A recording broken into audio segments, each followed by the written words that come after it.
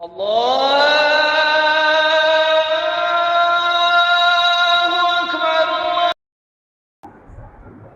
عليكم ورحمة الله وبركاته. إن الحمد لله نحمده ونستعينه ونستغفره ونؤمن به ونتوكل عليه ونعوذ بالله من شرور أنفسنا ومن سيئات أعمالنا. من يهده الله فلا مضل له ومن يضلله فلا هادي له. وأشهد أن لا إله إلا الله وحده لا شريك له وأشهد أن محمدا عبده ورسوله أما بعد.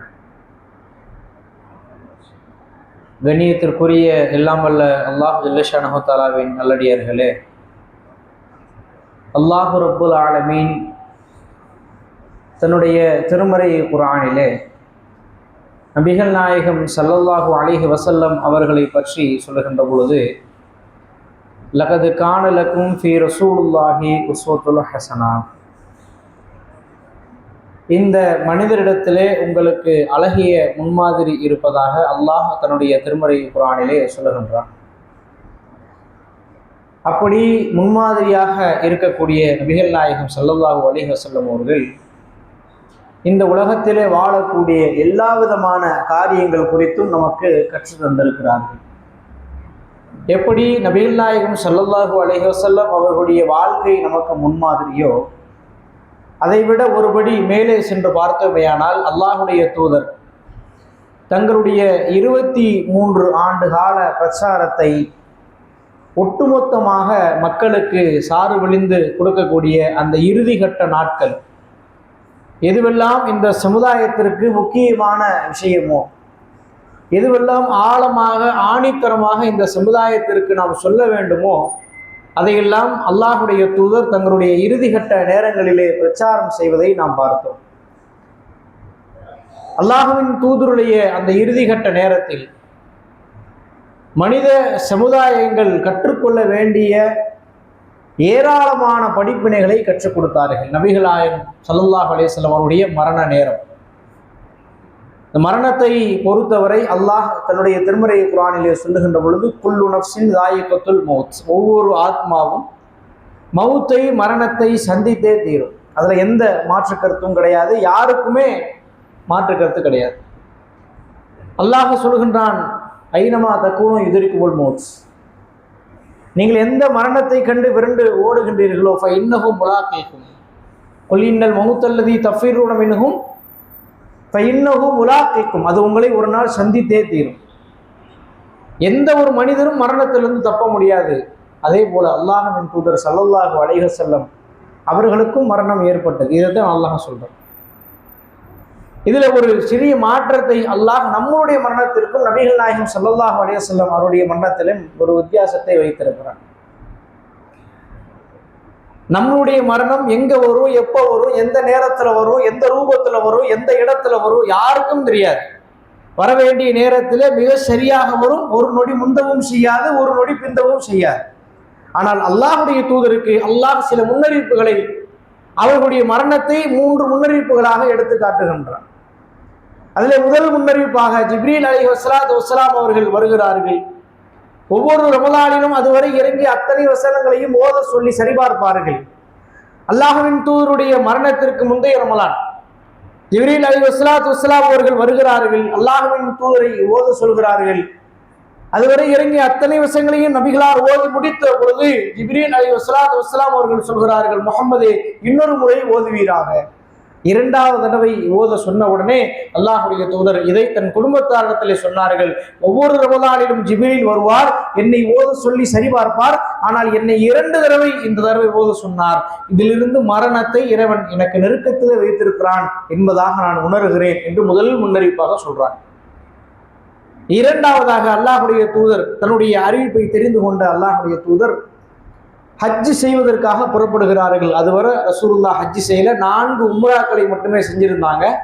அதனால மக்களை எல்லாம் அழைத்து கொண்டு போய் ஹஜ் செல்வதற்காக புறப்படுகிறார்கள். ஹஜ்ஜத்துல் விதா, அந்த பெயரே பாருங்க, விடை பெறக்கூடிய ஹஜ். எல்லாவற்றையும் மனிதர்களை எல்லாம் அழைத்து கொண்டு போகிறார்கள். ஹஜ்ஜுக்குண்டான கிரிகைகளை எல்லாம் கற்றுக் கொடுக்கிறார்கள். அந்த நேரத்திலே ஒரு வசனம் இறங்குகின்றது. அல்யௌம அக்மல்து லக்கும் தீனக்கும் வ அத்மம்து அலைக்கும் நிஅமதி வ ரதீது லக்குமுல் இஸ்லாம தீனா, இன்றோடு இந்த மார்க்கத்தை நாம் பூர்த்தியாக்கி விட்டோம் என்ற வசனம் இறங்கிய உடனே அரஃபா பெருவெளியிலே இருக்கக்கூடிய அத்தனை சஹாபாக்களும் ஒருவரை ஒருவர் ஆற தழுவி கட்டி அணைத்து சந்தோஷத்தின் உச்சத்திலே இருக்கக்கூடிய நேரத்திலே ஒரே ஒரு மனிதர் மாத்திரம் தன்னந்தனியாக நின்று அழுது கொண்டிருக்கிறார். அவர்தான் உமர் இப்னு கத்தாப் அவர்கள். தோழர்கள் கேட்கிறார்கள், உமரே, அல்லாஹுடைய தூதரை கொண்டு இந்த மார்க்கத்தை முழுமையாக்கி தந்திருக்கிறார், சந்தோஷப்படக்கூடிய நேரத்தில் இப்படி நீங்கள் அழலாமா அப்படின்னு கேட்ட உடனே உமர் ரலியல்லாஹு அன்ஹு அவர்கள் அந்த நேரத்தில் ஒரு விஷயத்தை பதிய வைக்கிறார்கள். தோழர்களே, இந்த வசனம் எதை குறிக்கின்றது என்பதை நீங்கள் விளங்கவில்லையா? ஒன்று, வஹீச் செய்தி நம்மை விட்டும் தொடர்பை அருந்து விடுகின்றதே என்பதை குறித்தும், அல்லாஹ்வின் தூதருடைய மரணம் குறித்தும் இந்த வசனம் நமக்கு உணர்த்துகின்றது என்று உமர் இப்னு கத்தாப் அவர்கள் அங்கே இருக்கக்கூடிய தோழர்களுக்கு பதிய வைக்கிறார்கள் என்ற ஒரு வரலாற்று சம்பவங்களை நாம் பார்க்கிறோம். இது இரண்டாவதாக வரக்கூடிய முன்னறிவு. மூன்றாவதாக அல்லாஹ்வுடைய தூதர் வெளிப்படையாக சொன்னார்கள், முஆத் இப்னு ஜபல் ரலியல்லாஹு அன்ஹு அவர்களை யமன் நாட்டிற்கு ஆளுநராக நியமனம் செய்து அல்லாஹ்வுடைய தூதர் அனுப்புகிறார்கள். அனுப்பக்கூடிய அந்த நேரத்திலே ஒரு ஆளுநருக்கு செய்ய வேண்டிய உபதேசங்களை எல்லாம் அல்லாஹ்வுடைய தூதர் கற்றுக் கொடுக்கிறார்கள். முஆத் இப்னு ஜபல் அவர்கள் ஒட்டகத்தின் மேலே அமர்ந்து கொண்டு அல்லாஹ்வுடைய தூதர் ஒட்டகத்தின் கயிற்றை பிடித்து கொண்டு அப்படியே நடந்து கூட்டுட்டே போறாங்க. போகும் பொழுது ஒரு ஆளுநருக்கு செய்ய வேண்டிய உபதேசங்களை செய்கிறார்கள். முஆதே, நீங்கள் அங்கே போய் செய்ய வேண்டிய வேலை என்ன தெரியுமா? முதல்ல லா இலாஹ இல்லல்லாஹ், வணக்கத்திற்கு தகுதியானவன் அல்லாஹ் ஒருவரை தவிர யாரும் இல்லைன்னு சொல்லுங்க. அதை ஏற்றுக்கொண்டால் தொழுக சொல்லுங்க, அதை ஏற்றுக்கொண்டால் நோன்பு வைக்க சொல்லுங்க, ஜக்காத்து கொடுக்க சொல்லுங்க, ஹஜ் செய்ய சொல்லுங்க. நீங்கள் அவர்களிடத்தில் நீதமாக நடந்து கொள்ளுங்கள், கடுமை காட்டாதீங்க, கோபப்படாதீங்க அப்படின்னு ஒரு ஆளுநருக்கு செய்ய வேண்டிய எல்லா உபதேசங்களையும் செய்துவிட்டு இறுதியாக முஆத் இப்னு ஜபல் ரலியல்லாஹு அன்ஹு அவர்களிடத்திலே அல்லாஹ்வுடைய தூதர் மதீனத்து எல்லையினுடைய முடிவு, யமன் நாட்டு எல்லையினுடைய ஆரம்பம் வரக்கூடிய நேரத்திலே நபிகளார் பதிவு வைக்கிறார்கள், முஆதே, அடுத்து நீங்கள் திரும்பி மதீனாவிற்கு வருகின்ற பொழுது நான் உயிரோடு இருக்க மாட்டேன். நான் வாழ்ந்த வீட்டை பார்ப்பீர்கள், மற்றொன்று என்னுடைய அடக்க ஸ்தலத்தை பார்ப்பீர்கள் என்பதாக வெளிப்படையாக சொன்னார்கள். முஆத் இப்னு ஜபல் ரலியல்லாஹு அன்ஹு அவர்களால் தாங்க முடியல. அல்லாஹ்வுடைய தூதருடைய அந்த ஒற்றை வார்த்தை முஆத் இப்னு ஜபல் ரலியல்லாஹு அன்ஹு அவர்களால தாங்க முடியல. ஏன்னு சொன்னா திருமறை குர்ஆன் சொல்லுகின்றது, அந்நபியு அவுலா பில் முஃமினீன மின் அன்ஃபுஸிஹிம், ஒவ்வொரு மனிதருக்கும் இந்த இறை தூதர் உயிரை விட மேலாக மதிக்கப்படக்கூடியவர்னு குர்ஆன் சொல்லுதுல. அப்படி உண்மையிலேயே நேசித்த ஒரு கூட்டம் சஹாபாக்களுடைய ஒரு கூட்டம். அழுகிறாங்க. முஆத் இப்னு ஜபல் அவர்கள் பிற்காலத்தில் சொல்றாங்க, அல்லாஹ்வுடைய தூதர் எல்லையில் வைத்து அந்த வார்த்தையை சொன்னார்கள், ஆனால் நான் மதீனாவில் இருந்து யமன் நாட்டிற்கு போய் ஆளுநராக பணிபுரிகின்ற பொழுதெல்லாம் நபிகளாருடைய அந்த ஒற்றை வார்த்தை என்னுடைய உள்ளத்தை உறுத்தி கொண்டே இருந்தது. நான் திரும்பி மதீனாவிற்கு வந்து பார்த்த பொழுது நபிகளார் சொன்னது போல நான் நபிகள் நாயகத்தை பார்க்கவில்லை, அல்லாஹ்வின் தூதருடைய அடக்க ஸ்தலத்தை மட்டுமே பார்த்தேன் என்பதாக முஆத் இப்னு ஜபல் ரலியல்லாஹு அன்ஹு அவர்கள் பதிவு வைக்கிறார்கள். இது மூன்றாவது. இந்த உலகத்திலே நேர்வழி பெற்றவர்கள். இந்த உலகத்துல எவ்வளவு ஆழமான வசனம் தெரியுமா? அது இந்த உலகத்தில் ஒரு விஷயத்தை நன்றாக நீங்கள் புரிந்து கொள்ளுங்கள். இந்த உலகத்திலே வாழக்கூடிய நேரத்திலே நாம் அமலாக, இபாதத்தாக, நன்மையாக எதை செய்வதாக இருந்தாலும் சரி, அல்லாஹ் சொல்லி இருக்கிறானா, அல்லாஹ்வுடைய தூதர் சொல்லி இருக்கிறாங்களா அப்படின்னு பார்க்கணும். இது ரெண்டில் இல்லை என்று சொன்னால் பார்ப்பதற்கு எவ்வளவு அழகாக தெரிந்தாலும், கேட்பதற்கு எவ்வளவு அழகாக தெரிந்தாலும், சிந்திப்பதற்கு எவ்வளவு அழகாக தெரிந்தாலும், நபிகளாரும் அல்லாஹ்வும் சொல்லாத வார்த்தை நான் செய்ய மாட்டேன் என்று தூக்கி போட்டோம். இதுதான் ஈமான்ல உச்சகட்டமான நிலை. சாப்பாடு தானே, 40ஆம் பாத்தியா தானே, இறந்தவங்க வீட்டுல யாசின் தானே, அல்லாஹ்வுடைய தூதர் செய்தார்களா?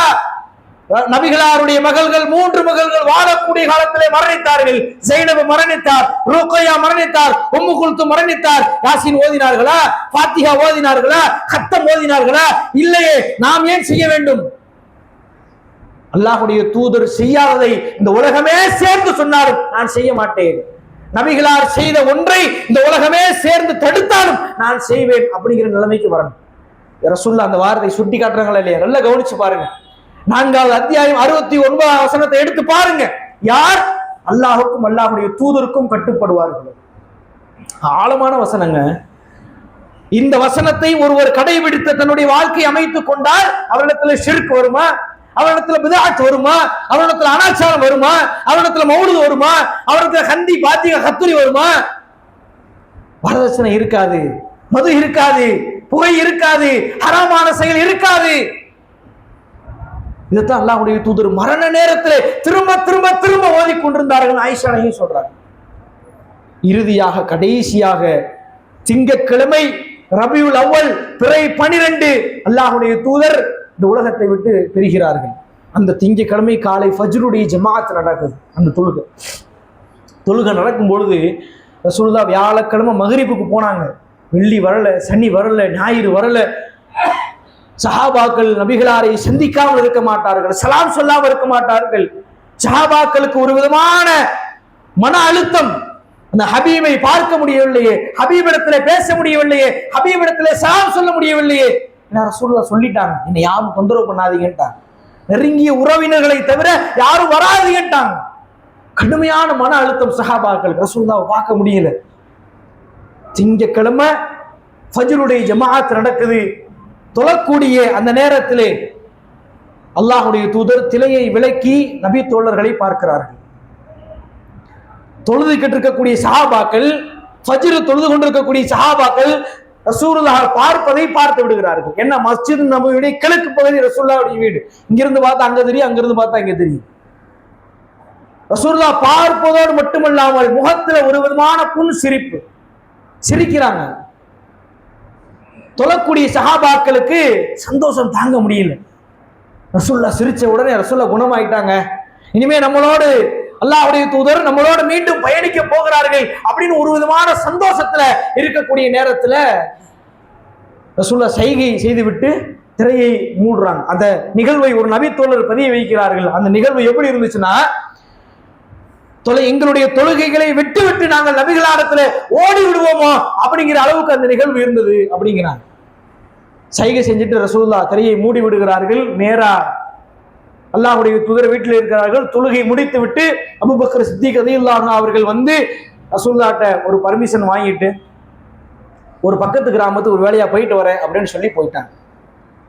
போனா இங்கே அல்லாஹ்வுடைய தூதருக்கு நோய் அதிகமாகி விட்டது, கடுமையான நோய் அதிகமாகிவிட்டது. மரணத்தினுடைய நேரத்தை ஏறத்தாழ நெருங்கி கொண்டிருக்கிறார்கள் அல்லாஹ்வுடைய தூதர். வழியில உச்சத்தில் இருக்கக்கூடிய அல்லாஹ்வுடைய தூதர் அப்படியே பிரார்த்தனை செய்து கொண்டே இருக்கிறார்கள். இறுதியாக உயிர் பிரியக்கூடிய அந்த இறுதி கட்ட நேரத்திலே அல்லாஹ்வுடைய தூதர் பிரார்த்தனை செய்கிறார்கள். அல்லாஹ் மக்ஃபிர்லி, அல்லாஹ் மக்ஃபிர்லி, அல்லாஹ் மக்ஃபிர்லி, இறைவா என்னுடைய பாவத்தை நீ மன்னித்து விடு, இறைவா என்னுடைய பாவத்தை நீ மன்னித்து விடு என்று திரும்ப திரும்ப திரும்ப பிரார்த்தனை செய்கிறார்கள். எப்பேற்பட்ட மனிதர்!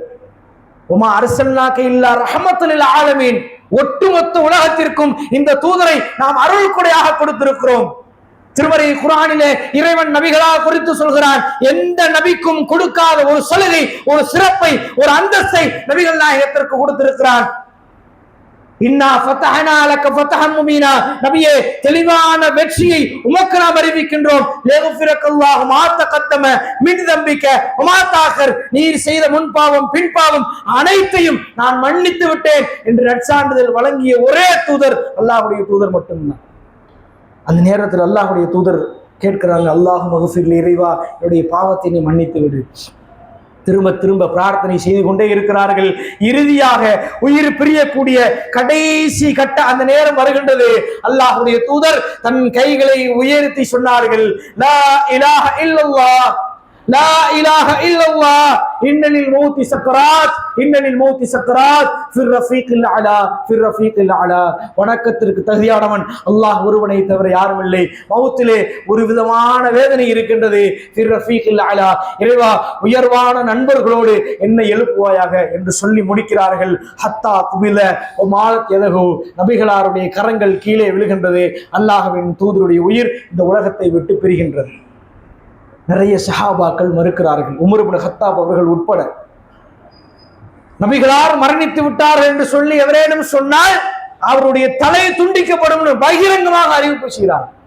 வெளியே சென்ற அபூபக்கர் சித்திக் அவர்கள் வருகிறார்கள்.